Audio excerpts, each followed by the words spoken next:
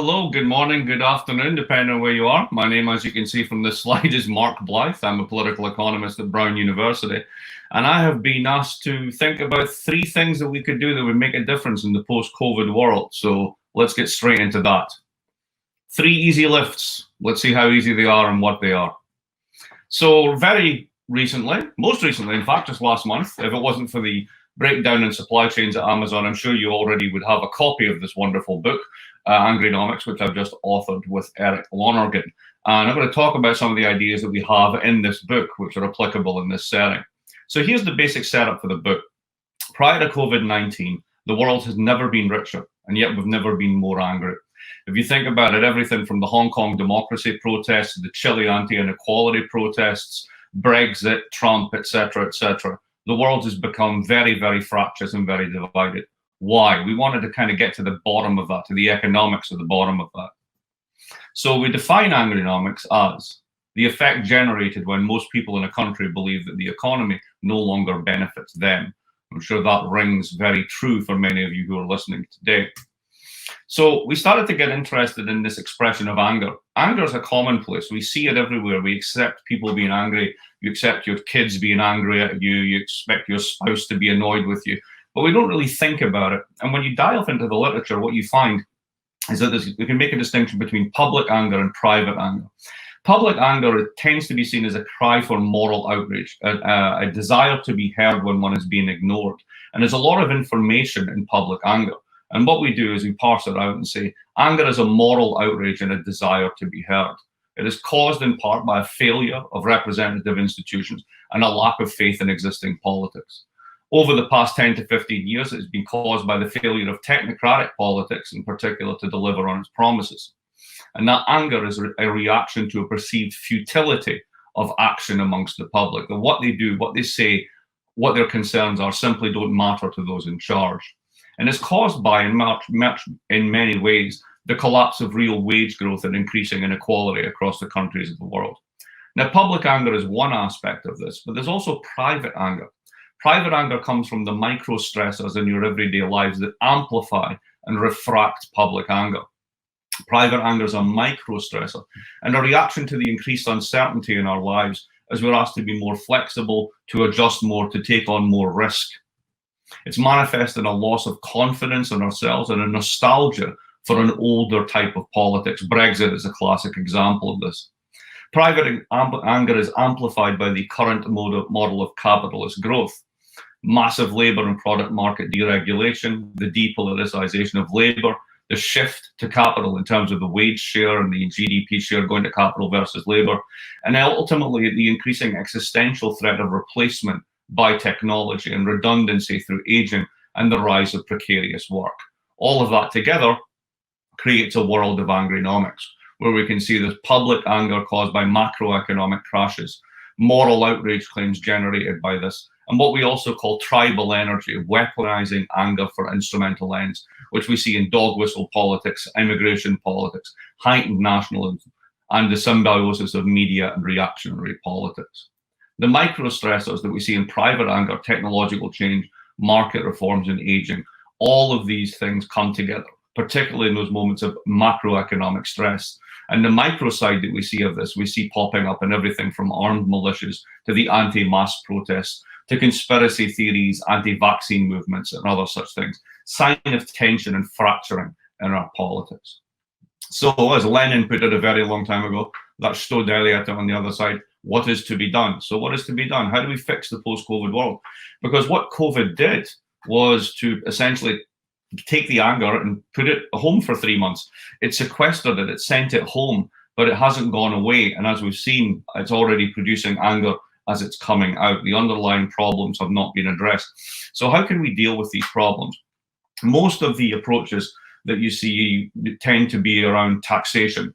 And while there's certainly scope for taxation, particularly in the corporate side, we want to do something about the wealth distribution in countries so that citizens feel empowered as citizens and actually have a stake in those societies and do not feel alienated from it. So how do you know a good policy when you see one? How do you know something's going to work? Well, the first one is it's easy to understand. You don't need to have a PhD or an MPA to understand what this thing is and why it might be a good idea. Second, it's neither obviously left nor right, and it can survive elections because of that. If something like a Green New Deal is obviously seen as being on the left, then those on the right will never vote for it, and they'll try and change it, and we won't get anywhere. It changes the furniture in the room. And what I mean by that is, don't think of these things as policies. Think of them as things that you put in your economy. And when you do, it changes the interactions in the room. If you have a bunch of people showing up for a dinner party and they're all cross with each other, if you give them stiff back chairs facing away from each other, it's going to be a horrible party. If you put some beanbags and couches in the room along with a bar, it changes the atmosphere in the room. So think about these as furniture when we get to them in a few seconds' time. It's effective, to use my favorite British phrase. It does what it says on the tin.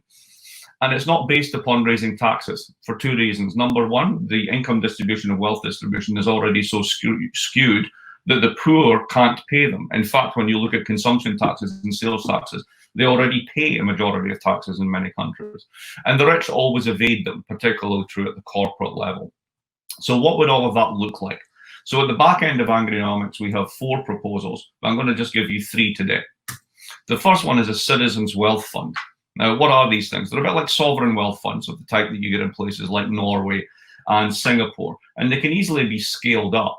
And the whole idea behind this is to basically own a little piece of everything in a non-controlling way as equities, and then get the long-run growth in equities in that portfolio, and to basically make cash from it. Now, here's what we do now. When there's a financial crisis or any other type of economic crisis like COVID, central banks buy assets and cut rates. What happens is when there's big economic shocks, investors get freaked out and they dump their equities because they don't think the companies are going to be able to justify the price they paid for these shares because of the economic shock. And what do they want instead? They want government debt because that's the safe asset that'll see them through the crisis. Now, what that means is the government's cost of capital moves inversely to the private sector. I'll get back to that in a minute. But what we do just now anyway is the central bank steps up, buys assets and cuts rates. When the crisis is over, they hand these assets back to the private sector. And the costs fall on those that have no assets, austerity. So if you think of the 2008 crisis, in very short form, that's what happened. Central banks around the world did quantitative easing, asset purchases, recapitalizations. It blew a huge hole in debts and deficits. And then the price for that was basically belt tightening, particularly in Europe, which affected those who had no assets. So in a sense, there's this wonderful asymmetry, or not wonderful at all, this sad asymmetry, where those who have the assets are the ones that get the insurance, but the costs of the insurance are paid for by the public who don't have the assets. Now, here's what we should do instead. Remember that thing I said about the government's cost of capital moving inversely to the private sector?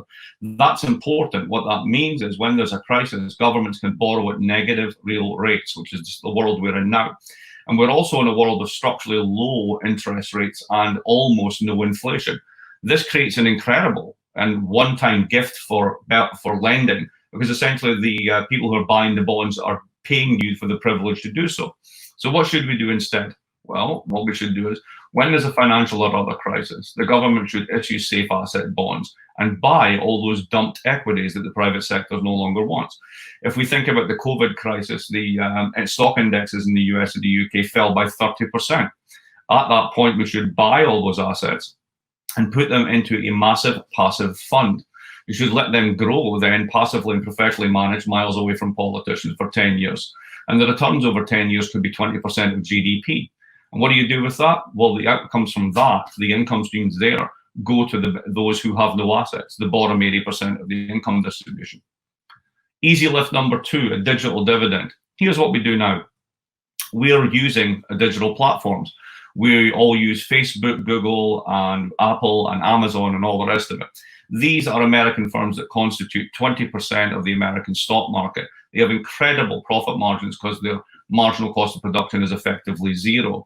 And they subcontract all the low-end stuff out to other firms, so they reap super profits.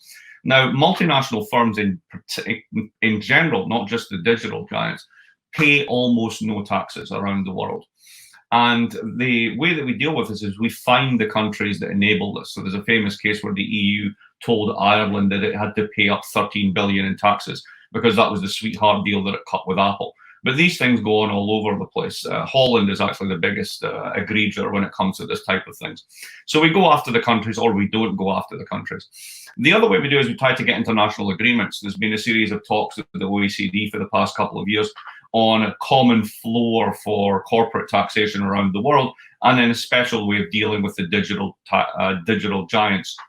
And what's happened, of course, is the Americans woke up one day, figured out all these firms are actually theirs, they like them reaping super profits, and they walked out of the OECD talks, threatening tariffs on anyone who taxes them, which is the situation that France finds itself in at the moment. So the USA vetoes taxes on the firms. So what are we going to do? We have these behemoth, incredibly profitable companies, which are incredibly important to our societies, and they pay no taxes. So how can we do this instead if the Americans are going to veto the whole thing? Well, let's remember one thing. Your data is their profit engine. If it wasn't for your keystrokes, they wouldn't make a single cent. No, so let's make an analogy to mobile phones. When we set up 5G, what states do is they auction bits of the spectrum, and then companies get to rent that bit of the spectrum in exchange for cash. So what we should do is have national data trusts where citizens can opt to sell into the trust, and then the trust sells the data for limited periods to these firms. That way they have a data license for 5 years, and it's not money for nothing or a tax. What it is revenue for a share of a property right, because as I said at the start, your data, that's a property right, is their profit engine. It's about time they should start paying for it. So think of these two things together. You have a long-run growth to attack inequality and finance social investment through the Citizens Wealth Fund. But you also have fuel going into that all the time from a digital dividend. And the more that the economy becomes digital, the more revenue you can get through this. And again, it's not a tax, it's a license for a property right.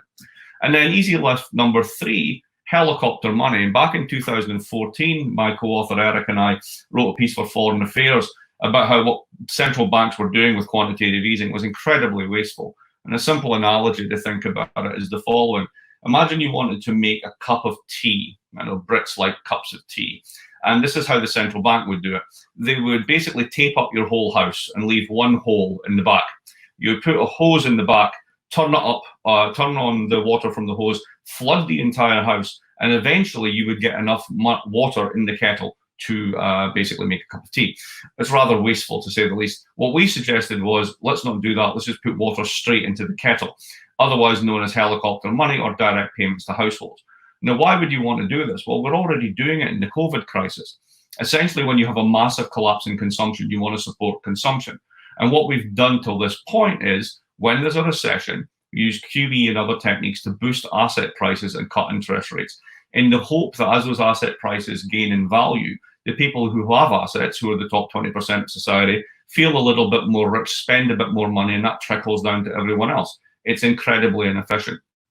This also enriches the already rich, and it creates budget deficits down the line that leads to cuts. Again, this is the austerity thing.